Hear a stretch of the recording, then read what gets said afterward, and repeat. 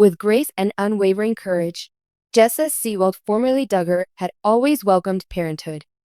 She had grown up in the spotlight as one of the Duggar family's most famous daughters, but she always made sure to separate her children's private lives from what the public could see.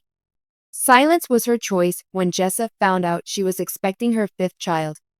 No updates on Instagram. Completely covert. Every night, she would humbly murmur her prayers into her pillow and jot down her hopes in her journal.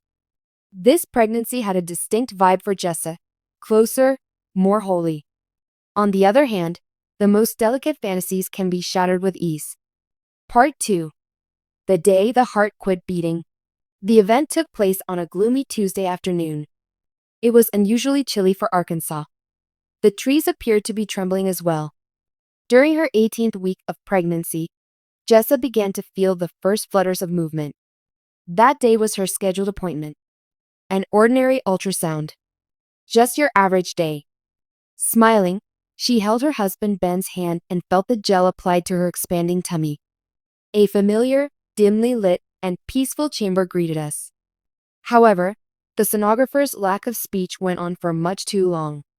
A heartbeat was audible to Jessa. It was something she'd heard Spurgeon, Henry, Ivy, and Fern say before.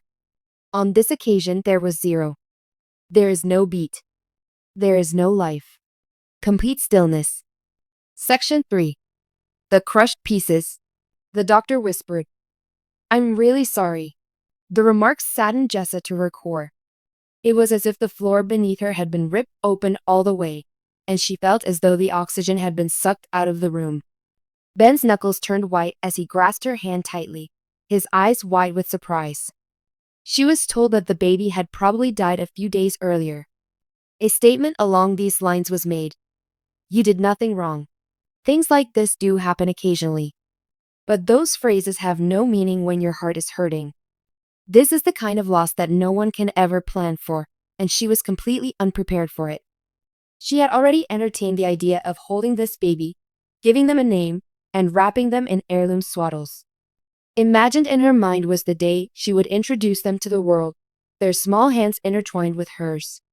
At that moment, it was all lost. Jessa underwent a dilation and curettage D&C a few days later, an operation that is sometimes called the pain no one talks about. Tears silently streamed down her face as she sat in a hospital gown, clutching Ben's sweater. She took a peek around the room and pondered whether or not the nurses were aware of the situation. What if they were able to sense the absence of delight where it should have been? If they got a sense of the weight that was in her chest? Never once did Ben leave her side. The Psalms were read aloud by him. In the midst of her tears, he held her hand. However, even he was unable to truly comprehend the physical pain that comes with holding a child that never cries while they are in your arms. After the treatment, Jessa returned home feeling empty, with her stomach empty and her arms aching. The house had an excessively low volume. Items belonging to the infant were still stored in the closet, without a single groan in the floor. The laughter of every child. Every advertising for diapers that is broadcast on television. The whole thing felt like salt being poured into a wound that refused to heal. Chapter 5. Breaking the silence. For weeks, Jessa said nothing publicly. She wasn't ready. The world could wait. But then, one Sunday afternoon, she sat in her bedroom with her phone camera on. No makeup. No filters. Just raw truth. She pressed record. Hey guys, I wasn't sure I'd ever make this video. But I know so many women go through this, and I want you to know you're not alone. A few weeks ago, we found out that we lost our baby. She paused, choking back a sob. I never imagined how much it would hurt to say goodbye to someone I never got to meet. We were so excited. So full of hope. The video lasted 8 minutes and 46 seconds. It was one of the most vulnerable moments Jessa had ever shared, not because she wanted sympathy, but because she knew somewhere out there another mom was silently grieving, thinking she was alone. She wasn't. Chapter 6. The Duggar family reacts. When Jessa finally broke the silence, the Duggar family was already wrapped in mourning. Michelle Duggar, her mother, had been by her side since the moment she got the news. She wept openly, holding Jessa and telling her stories about her own miscarriage years ago. Jim Bob, never known for emotional expressions, cried during prayer, holding his daughter's hand like he had when she was a little girl afraid of thunderstorms. Jinger posted a soft, heartfelt message from California.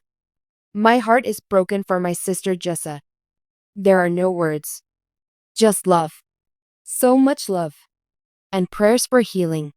Johannah, who had also experienced miscarriage, visited with her husband and wrapped Jessa in a long, quiet hug.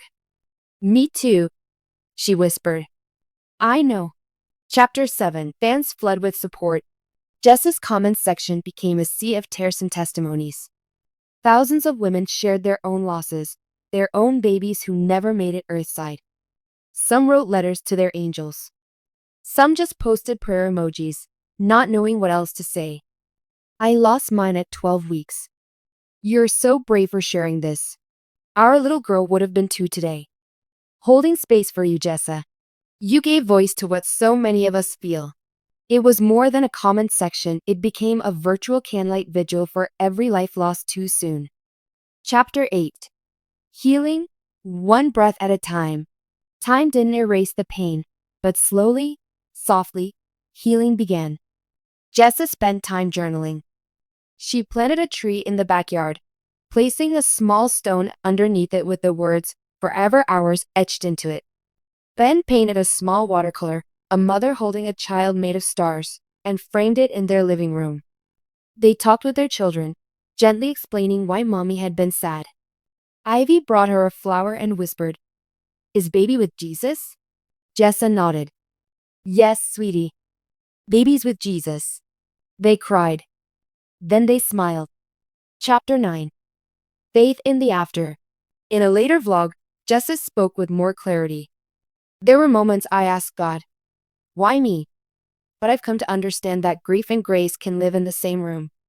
I'll never stop loving the baby I lost. I'll never stop wondering who they would have been. But I know this, God is still good, even when life is not.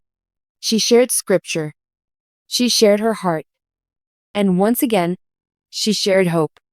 She promised to keep speaking up for moms who are afraid to talk about miscarriage. For the women who are told to move on or try again.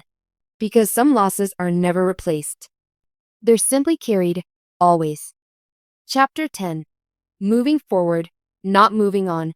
Now, months later, Jessa still remembers. She lights a candle every month on the day they lost their child. She writes letters in a notebook labeled, "To the one I never got to hold." And on her Instagram bio, a small, simple heart sits next to 4 names. And a star.